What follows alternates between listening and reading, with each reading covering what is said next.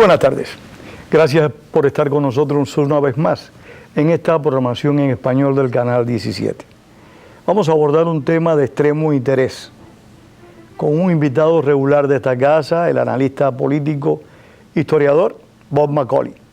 Pero hoy le estamos pidiendo a Bob no mirar la política estadounidense desde el punto de vista de su simpatía política, sino que haga todo lo posible de mirar esa política de Estados Unidos desde la visión del historiador, del analista, que trata de acercarse todo lo más posible a la verdad.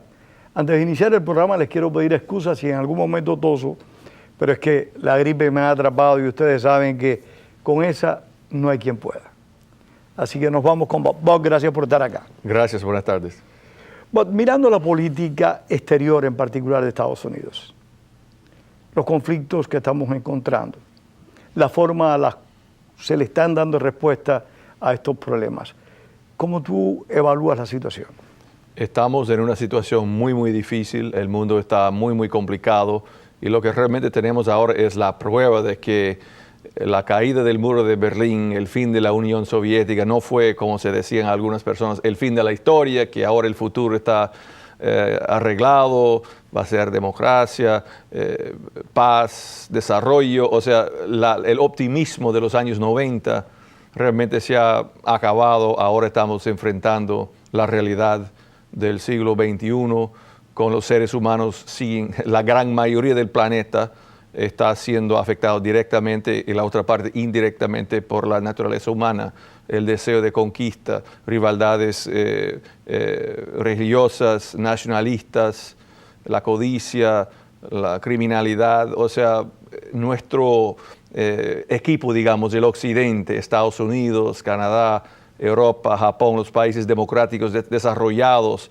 que pensaban que podían liderar el mundo y guiar el tercer mundo, los otros pueblos a subir a una vida pacífica, próspera, democrática desde los años 90. Algunos países están en ese camino, pero los malditos y delincuentes del mundo están aprovechando de la buena fe, digamos, del occidente. Ahora, y hay que cambiar. ¿En qué medida Estados Unidos está respondiendo a las demandas de la actual condición? O sea, el gobierno de Estados Unidos está a la altura de las circunstancias, está actuando como demandan las situaciones que enfrentan varios países, bueno, y países importantes. El gobierno de Estados Unidos, yo creo que ha faltado y ha perdido muchas oportunidades de enfrentar problemas anticipadamente cuando eran problemas pequeños y buscar soluciones y anticipar el desarrollo de los eventos. O sea, hemos tenido varias oportunidades en los últimos años para hacer cosas que tal vez no habrían sido tan populares políticamente, un poco arriesgados, pero de todos modos no estaríamos donde estamos. O sea, hay que ver varios lugares en el mundo. Irak es una cosa que encontramos obviamente en las pantallas, horroroso lo que ha pasado ahí con este grupo de ISIS que está aterrorizando y básicamente ha conquistado la tercera parte del país, ha masacrado miles y miles de personas. El asesinato brutal del periodista norteamericano es horrible, pero hay que recordar, han hecho lo mismo a miles de personas allá y en Siria también. Eso está aconteciendo y eso es un resultado del hecho de que Estados Unidos en 2011, después de ganar la guerra militarmente contra Al-Qaeda, básicamente Estados Unidos se marchó, no dejó ninguna tropa de reserva. Siempre cuando hemos ganado guerras contra enemigos... Pero Al-Qaeda, discúlpame, nunca fue un reducto grande en Irak nunca tuvo un reducto grande, potente. Al-Qaeda no era grande antes de la invasión, pero después de la invasión entró Al-Qaeda, declaró eso como el frente central de su guerra contra Estados Unidos. Fue una guerra, uno puede debatir si fuera buena idea entrar, pero una vez que entramos, fue necesario ganar esa guerra y en fin ganamos esa guerra porque cambiamos la estrategia con el resurgimiento, cambio de estrategia con General Petraeus y señor Bush y básicamente el país estaba pacificado, estabilizado, no perfecto, con muchos problemas, pero la presencia de una tropa de reserva allá, como hicimos en Japón, hicimos en Alemania,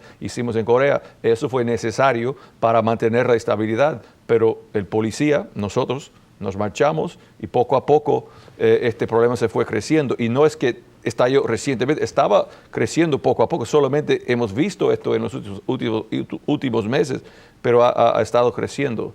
Has abordado un aspecto importante y dijiste nosotros el policía. Sí. Y es que hay muchos estadounidenses que rechazan que Estados Unidos siga siendo el policía del mundo. Hay muchos ciudadanos de este país que están a favor del aislacionismo en política exterior. Lo conocemos, la situación de Pearl Harbor en 1941, que fue el ataque japonés a Pearl Harbor, lo que determinó en cierta medida el ingreso estadounidense a la guerra, el hundimiento de un submarino, de un transatlántico en la Primera Guerra Mundial fue otro factor importante para que Estados Unidos interviniera. Esa corriente aislacionista existe. En este momento quizás sea la más grande de la historia de Estados Unidos. Yo no diría que es la más grande, yo creo que en los años 30 era más fuerte porque la combinación de la memoria de la Primera Guerra Mundial junto con la depresión económica, todo el mundo estaba agotado, estaba tratando de sobrevivir, nadie quiso ni saber de problemas al otro lado del mar. Entonces en los años 30 fue lo peor, pero ahora sí estamos sufriendo de este pensamiento y hay razón para tenerlo. El público está agotado, gastado por las dos guerras de Irak y Afganistán después de 9/11, han costado miles de vidas, millones de millones de dólares de gasto y realmente sin resultado positivo que el público puede ver. Mientras tanto, la economía doméstica no está andando bien, está creciendo, pero muy despacio, la clase media está sufriendo. Entonces el pueblo prefiere enfocar en sus problemas domésticos y no quiere saber de las locuras del resto del mundo. El problema es que la realidad es que después de la Segunda Guerra Mundial, la estabilidad mundial, el crecimiento de la economía mundial, del cual los Estados Unidos han beneficiado mucho, el pueblo americano, la clase media americana es muy próspera en gran parte por el comercio internacional y el crecimiento de nuestros amigos en Europa. Entonces, sin ese policía, esa Pax Americana, es la fundación de la prosperidad y relativa paz que hemos tenido después de la Segunda Guerra Mundial. Y sin eso, vemos lo que pasa. Hemos probado el otro modelo en los últimos 5 años, hemos probado un Estados Unidos más humilde, siempre buscando alianzas, cooperando, no ser el líder, sino uno de otros, entre otros países. O sea, la administración actual ha tratado otro modelo y lo que hemos visto es que los malditos, los delincuentes del mundo han aprovechado. O sea, ¿Tú crees que es inevitable de que en el mundo exista al menos, digamos así, un policía internacional? En su momento lo fue Inglaterra, en la antigüedad lo fue Roma, posteriormente lo fueron numerosos países, repito, y las épocas oscuras después de la caída ahora del Estados Imperio Romano, Unidos. ¿Tú crees que si ese policía desaparece, en vez de haber un orden mundial, el desorden mundial se va a acrecentar? ¿O puede venir otro país como China, por ejemplo? Bueno, puede venir a ocupar China esa está posición? llegando, pero tenemos que hablar entre nosotros. Si va a haber una policía, ¿va a haber una policía internacional o va a haber caos? Y la decisión de la gente en el occidente, Estados Unidos, Europa, Canadá y los democráticos en Latinoamérica, Japón, ¿quién ustedes quieren que sea el policía? ¿Estados Unidos o China? O sea, China está muy lejos de la democracia, está poco a poco utilizando su poder con sus vecinos en Asia, intimidándolos, no está atacando, pero mandando mensajes bien fuertes. Sabe que Estados Unidos está en declive, está buscando recursos naturales en África, incluso en Nicaragua, Panamá, están ahí aumentando su presencia, pero no es un país hasta ahora. Si China fuera un país democrático como Japón, perfecto, pero no es así y está muy lejos de eso. Y entonces la gente que comparte valores de derechos humanos, democracia, prosperidad, libre comercio, tolerancia religiosa, racial, o sea, los valores norteamericanos son valores que mucha gente del mundo quiere, pero si no hay nadie de nuestro lado para defender esos valores, el resto va a ser imposible frenar las tendencias de la gente como Putin, como ISIS, como Irán. Pero ¿hasta qué punto la economía de este país, que estamos viendo, no de ahora, después de la crisis económica del año 2008-2009, ya desde antes, Estados Unidos estaba perdiendo ciertos espacios en la economía mundial? ¿Por qué? Porque el mundo se ha vuelto más competitivo y han ido surgiendo países poderosos también en términos económicos. China, uno de ellos, ya Japón y los tigres asiáticos existían. La Unión Europea, al unirse, pues, ha creado un foco de poder y desarrollo muy grande.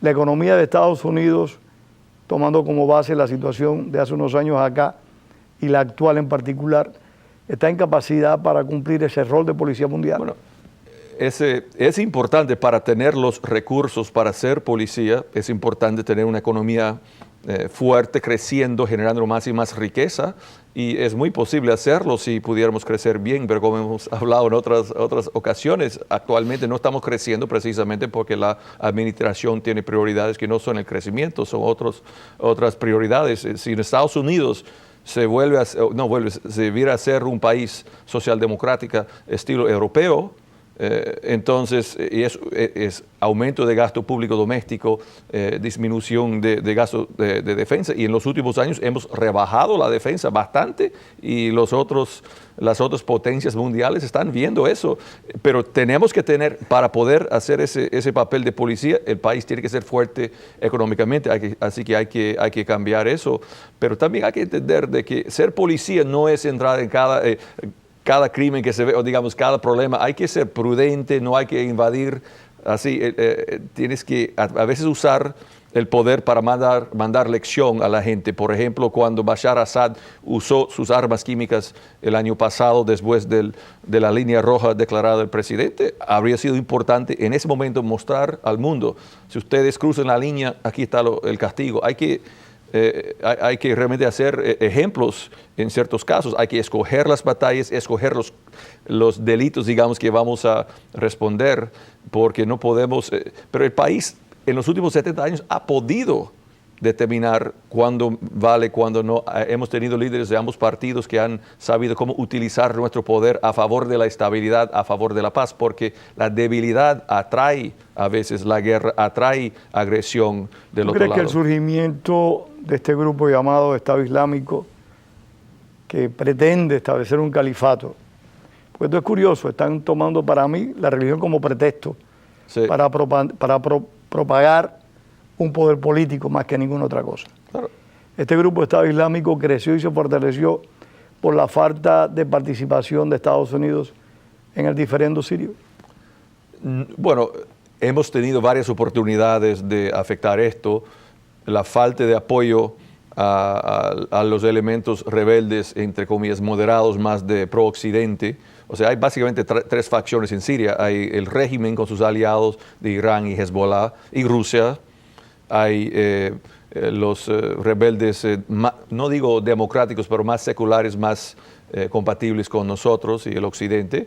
Y hay los sunitas islámicos extremistas, yihadis, que odian los chiitas. Entonces, tuvimos un chance cuando empezó la rebelión de apoyar al grupo secular y no hicimos eso.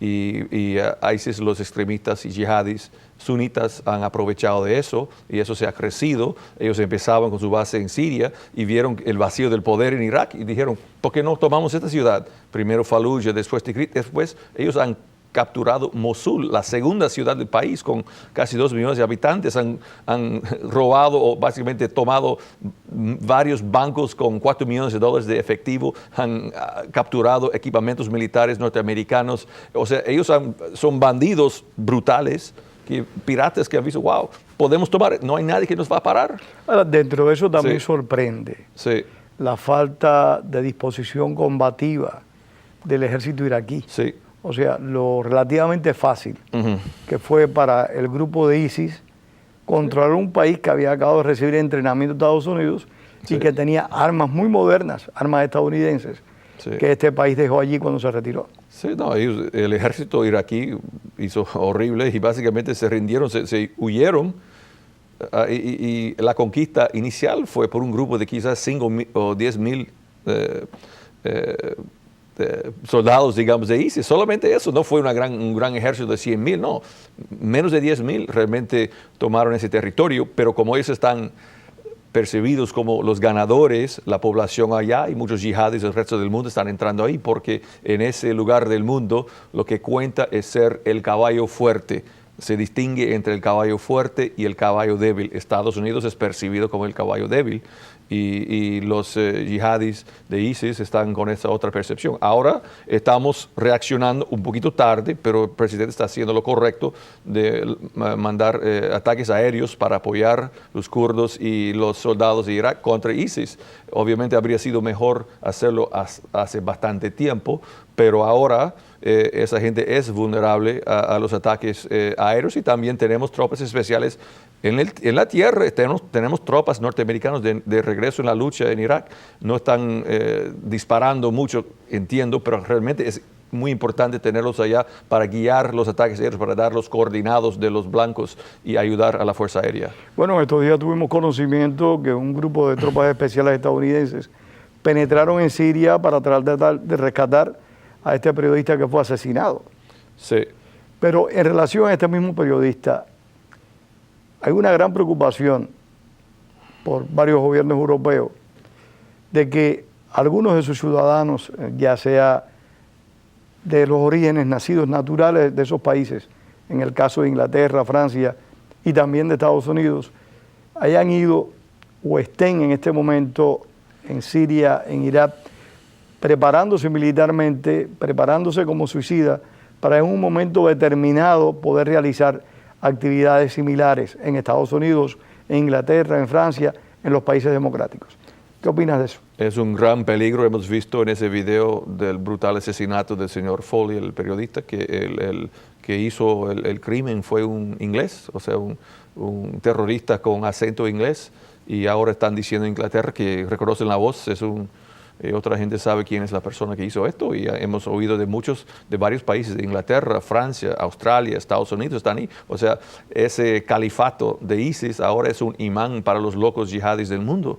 Y esto está centralizado. Estamos hablando de Irak, en el medio entre Siria, Líbano, Irán. O sea, Afganistán está muy lejos, muy fuera, pero Irak es un territorio estratégico, y si siguen entrenando, atrayendo esos terroristas occidentales allá y esa gente vuelve a sus países, es un peligro muy grande. Tenemos que anticipar eso, y ojalá que los servicios de inteligencia ya están vigilando y tomando las medidas necesarias, porque esto es una amenaza muy grave, porque la gente, el espíritu norteamericano es querer la paz, no quiere meterse en el resto del mundo, pero no se puede decir, esto está en otro cuarto, eso está cerrado, es un problema de no, ese problema no se va a quedar, porque esa gente tiene su visión, su meta, su deseo de realmente hacer daño a nosotros. No nos pueden conquistar, obviamente, pero la disrupción, el terrorismo, los ataques estilo 9/11, si suceden en Europa, en Estados Unidos, eso va a tener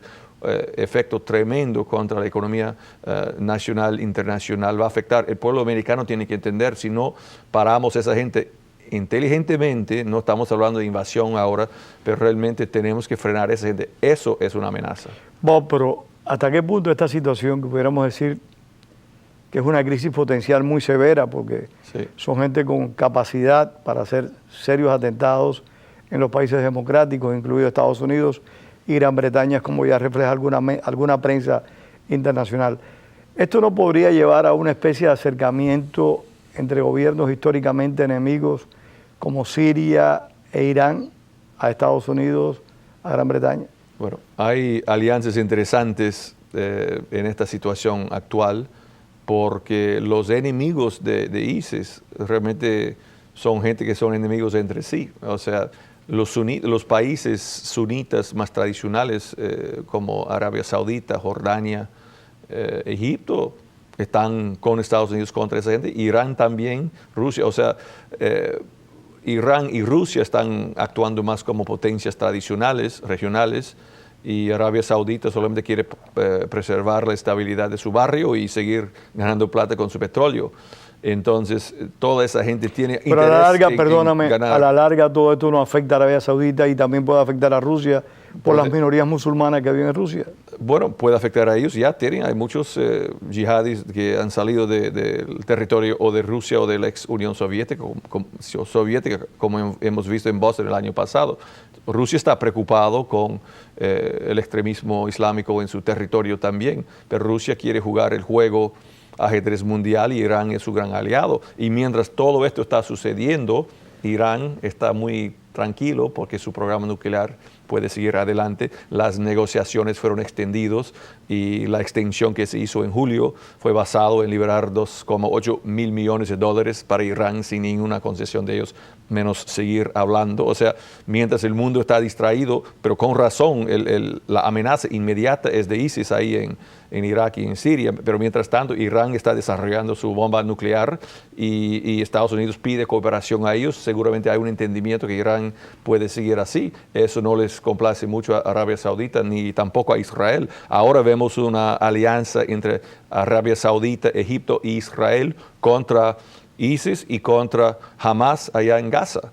Entonces, cada país actúa en sus intereses y son intereses tradicionales que hemos visto por siglos los países pensando así. La diferencia de Estados Unidos es que Estados Unidos, que representa unos valores mundiales, universales, está en nuestro interés tener un mundo más pacífico, más democrático, más y más gente compartiendo nuestros valores. Somos una superpotencia con intereses económicos, pero también este mensaje democrático de paz es un mensaje que conviene a nosotros a largo plazo. En esta situación de crisis tan aguda, ¿qué papel juega Egipto en primer lugar e Israel en segundo lugar? No porque uno sea más importante que el otro, sino porque quiero que me comentes primero Egipto.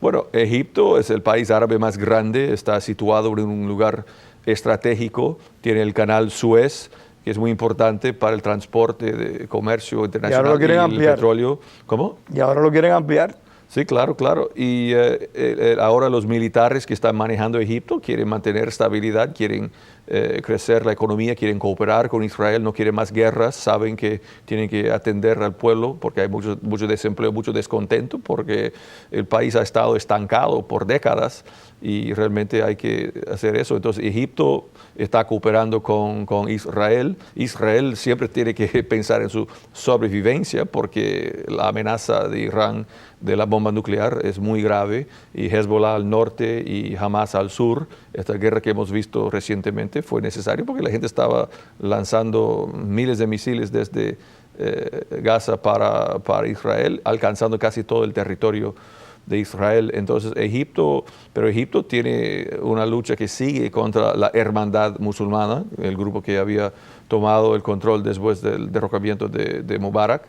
Entonces eso no se terminó y la dictadura militar de Egipto ha sido muy brutal contra los islámicos. Entonces vemos luchas históricas, conflictos históricos dentro de esos países y dentro de esa región.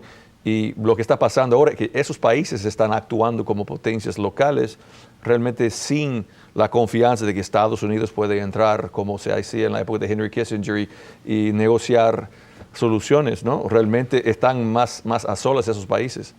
No totalmente a solas, pero sin tanto apoyo norteamericano. ¿Se podría decir que hay algún distanciamiento entre los gobiernos de Israel y de Estados Unidos? Bueno, saben que no pueden contar con Estados Unidos, saben que su palabra contra los enemigos, por ejemplo, la línea roja en Siria, fue muy importante eso.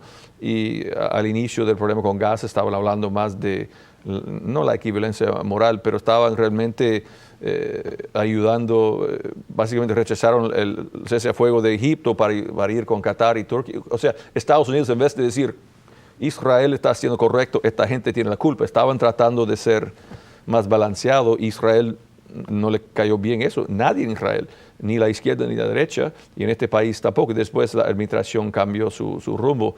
Entonces Israel sabe que con Irán, Estados Unidos no tiene intención de parar a Irán. Si van a parar la bomba atómica de Irán, va a tener que ser o el pueblo iraní levantando contra el gobierno o Israel.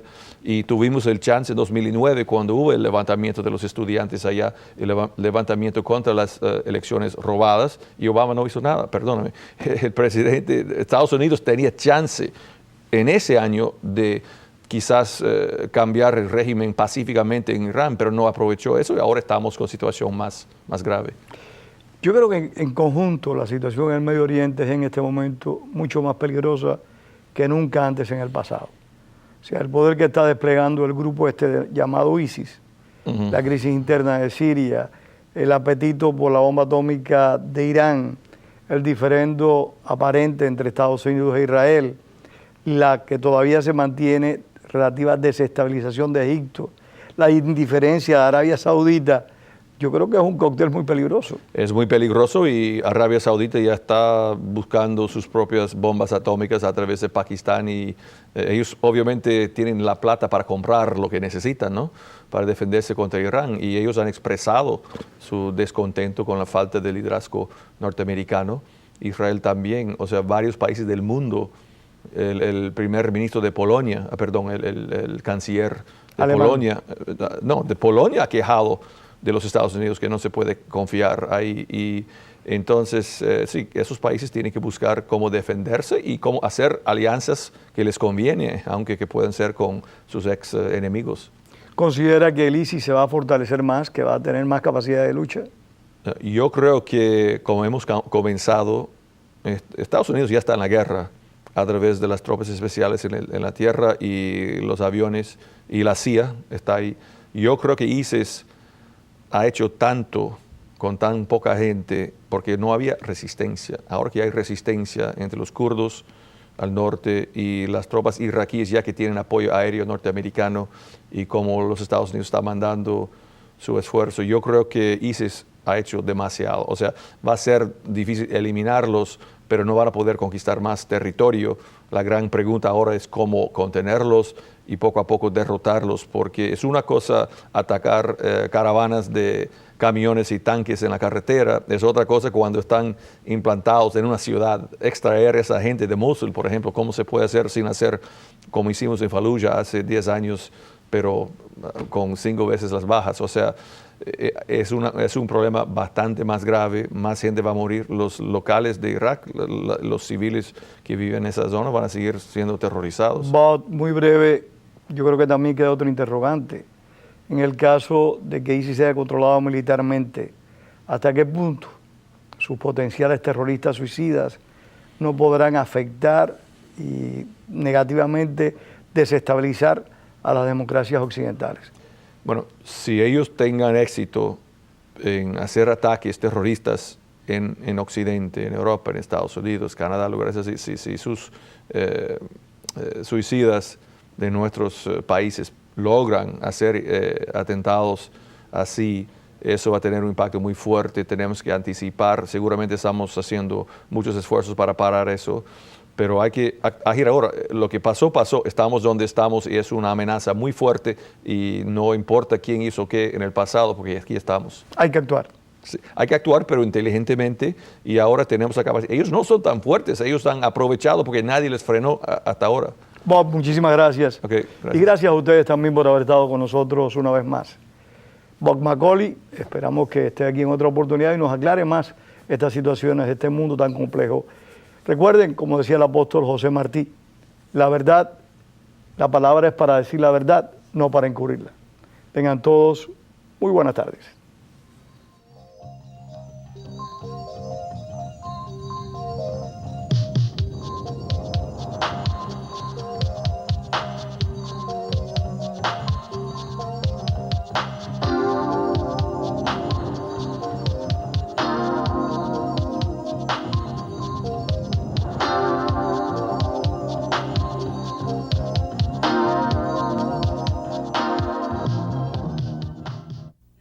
Hola, habla su amigo Pedro Corso. Cada semana usted disfruta de la programación en español en su canal 17. Esto no sería posible si no es por la ayuda financiera que usted le da a este canal 17. Envíe a este canal hoy P.O. Box 12500 Miami, Florida 33101. También se puede hacer en nuestro sitio web en wlrn.org. Muchísimas gracias. Yo no puedo donar mucho. ¿Qué diferencia hiciera mi donación?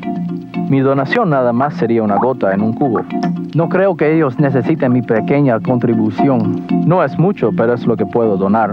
Yo puedo dar un poquito. Yo puedo dar un poquito. Yo puedo dar un poquito. A lo mejor pueda ayudar. A lo mejor puedo ayudar. A lo mejor puede ayudar. Si va a ayudar, mira lo que un par de gotas hace. Haga su parte. Vaya a wlrn.org y agregue su donación.